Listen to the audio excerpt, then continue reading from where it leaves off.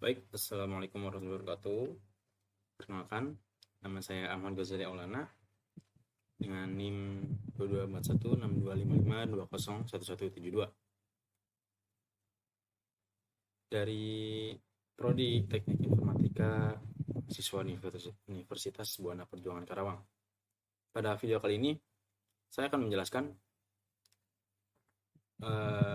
tentang integrasi gudang data dengan model data science. Jadi, apa sih tujuannya dalam video kali ini? Yaitu memahami peran gudang data dalam analisis prediktif, menjelaskan integrasi gudang data dengan model data science, menerapkan integrasi untuk pengambilan keputusan berbasis data. Untuk konsep dasarnya, yaitu dari gudang data sendiri, sistem penyimpanan terpusat untuk data storage. Kalau untuk data science-nya, itu gabungan statistik, machine learning, dan pemrograman untuk analitik. Dari analisis prediktifnya, yaitu teknik untuk memprediksi kejadian masa depan. Jadi, apa sih peran gudang data dalam data science? Yaitu yang pertama ada menyediakan data storage berkualitas tinggi, mendukung integrasi data dari berbagai sumber, konsistensi data, dan dukungan skala besar. Nah, gudang data sendiri yaitu memainkan peran yang sangat penting dalam ekosistem data science, terutama dalam tahap persiapan data dan analisis skala besar. Lalu, pada kesempatan kali ini, yaitu saya akan menjelaskan dan menunjukkan bagaimana sebelumnya teman saya nanti akan menunjukkan bagaimana cara mengubah data kategori pada field status underscore churn menjadi data numerik menggunakan Pentaho Data Integration.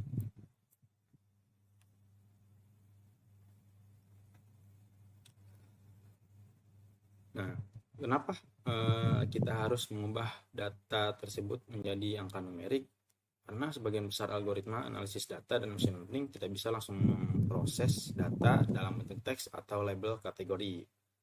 Algoritma tersebut memerlukan data numerik agar dapat melakukan perhitungan matematis seperti jarak, kemiripan, probabilitas, dan sebagainya.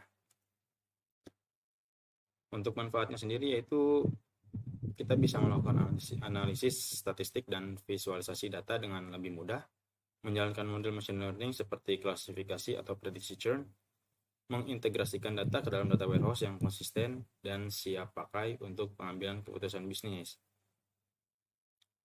Contohnya, ketika kita ingin membuat model yang memprediksi apakah pelanggan akan berhenti berlangganan atau tidak, status churn harus diubah dulu ke angka misalnya 0 untuk churn dan 1 untuk tidak churn, agar modelnya bisa memprosesnya. Transformasi seperti ini merupakan bagian dari proses yang disebut data pre-processing. Ini adalah tahapan awal yang krusial sebelum data bisa dianalisis lebih dalam atau digunakan dalam pelatihan model. Tanpa pre-processing yang tepat, hasil analisis bisa bias, salah tafsir, atau bahkan gagal total. Selanjutnya, untuk eksekusinya akan dilanjutkan oleh teman saya. Oke, Assalamualaikum warahmatullahi wabarakatuh. Perkenalkan, nama saya Muhammad Jibril Satya Pratagama, kelas IF22E. Di sini kita memiliki data tersebut yang berisi yaitu ID pelanggan, nama, jenis kelamin, usia, kota, paket langganan, status langganan, rata-rata pembelian, tagihan bulanan, lama berlangganan, dan status card. Nah, di sini ada data-datanya, ada banyak data di sini. Total pelanggan yang berlangganan, nama-namanya. Selanjutnya akan dijelaskan oleh teman saya. Nah, untuk bagian 3 ini saya akan menyimpan hasil transformasi ke file baru dengan menambahkan text output yang dihubungkan dengan value mapper, lalu dengan menentukan lokasi dan nama file. Untuk langkah-langkahnya ikuti saja sesuai yang ada di video.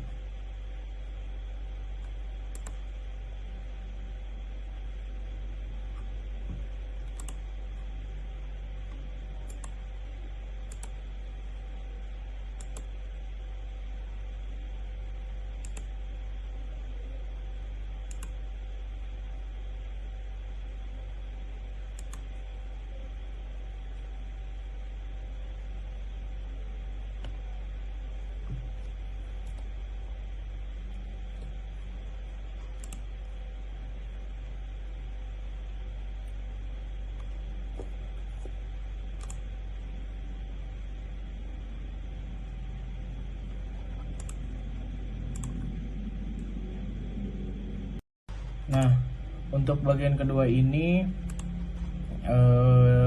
saya akan mengubah file CSV ini dengan value mapper, lalu dibuat pemetaan dengan churn-nya bernilai 0, lalu tidak churn-nya bernilai 1.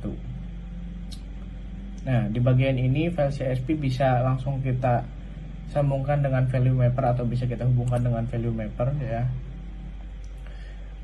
Untuk langkah-langkahnya bisa mengikuti video saja.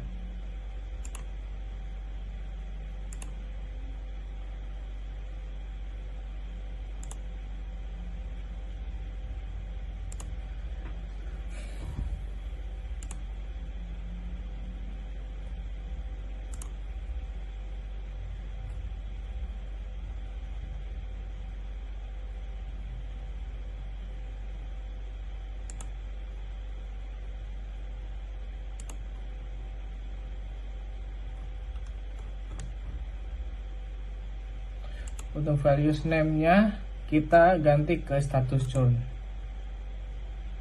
Nah, untuk source value-nya itu ada churn dan tidak churn. Yang sudah saya jelaskan tadi, churn itu bernilai 0, lalu tidak churn itu bernilai 1.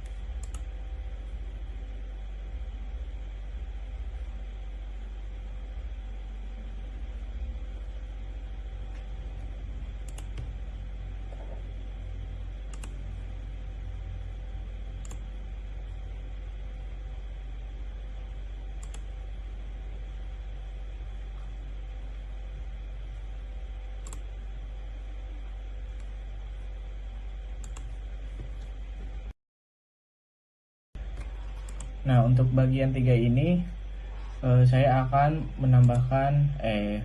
menyimpan hasil transformasi ke file baru dengan menambahkan text output yang dihubungkan dengan value mapper, lalu dengan menentukan lokasi dan nama file. Untuk langkah-langkahnya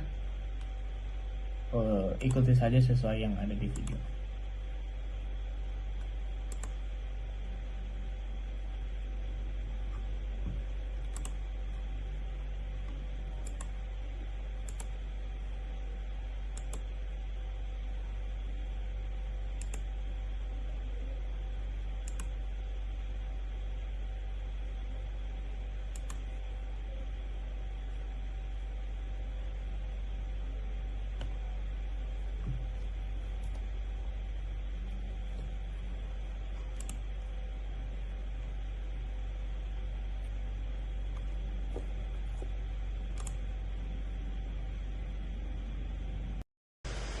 Nah, setelah semuanya terhubung, tinggal klik tombolan di navbar ya di atas, lalu tinggal tunggu hasilnya keluar dengan cruise yang hasil 1 dan tidak cruise dengan cruise hasilnya 0 dan tidak cruise hasilnya 1. Untuk recordernya mohon maaf tidak record ya. Terima kasih. Assalamualaikum warahmatullahi wabarakatuh. Perkenalkan, nama saya Sandi. Halo semuanya. Pada video ini kita akan membahas bagaimana cara melakukan analisis cruise pelanggan menggunakan machine learning. Tepatnya dengan algoritma random forest, kita juga akan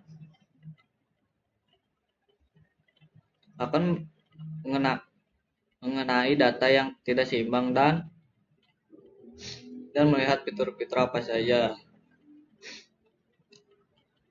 yang paling berpengaruh terhadap putusan pelanggan untuk berhenti berlangganan. Yuk kita lihat.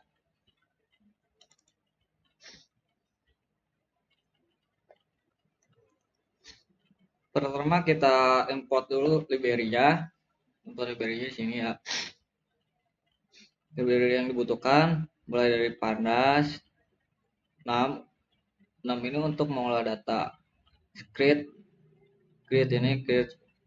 machine learning file hingga ini Matplotlib chatbot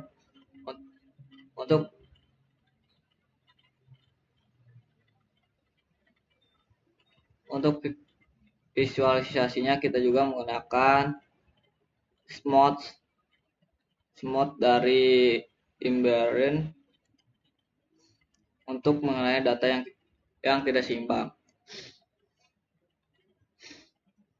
Untuk mengolah datanya di sini ya,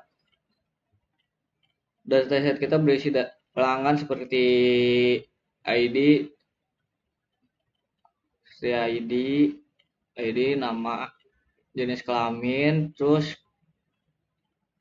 kota, status code,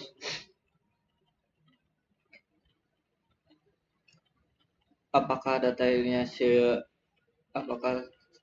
skrutnya seimbang atau tidak, terus persiapan fiturnya. Di sini buat ini nih, persiapan fitur. Ini nih buat persiapan fiturnya ini aja. Terus buat scaling smoothnya menggunakan ini sama ini nih, scaling smoothnya.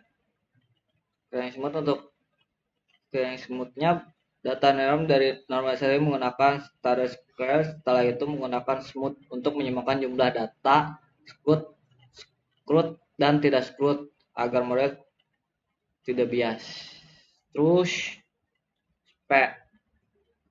untuk split trainingnya ini, split training datanya ini buat model datanya. Dataset dibagi menjadi training yang testing, lalu melatih model random forest dengan 1000 data keputusan. Di sini buat prediksinya. Nah, setelah model dilatih, kita melakukan prediksi pada testing dan mengevaluasinya menggunakan conversion matrix dan classification sama report dan akurasi. Kita mulai coba ya sini. Coba kita run. Sini kita udah muncul buat pengolahan datanya ini. Ini buat kurs lama untuk pelanggan lama. Terus status crude-nya sini. Yang tidak crude-nya ada 104, yang crude ada 96. Buat kurs matriknya ada di 8, 13 sama 11 per 10 gitu. Terus pricing reportnya ada di sini, yang tidak close ini. Terus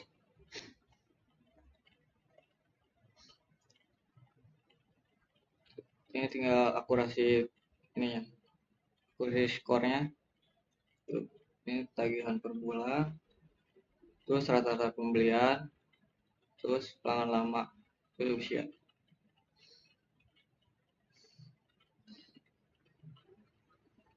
Itu langkah-langkah lengkap dalam membangun model prediksi terus pelanggan dengan random forest. Kita melakukan proses data penyimbangan dengan smooth, pelatihan model, evaluasi performa hingga evaluasi fitur yang paling berpengaruh. Semoga bermanfaat. Sampai jumpa video berikutnya. Thank you.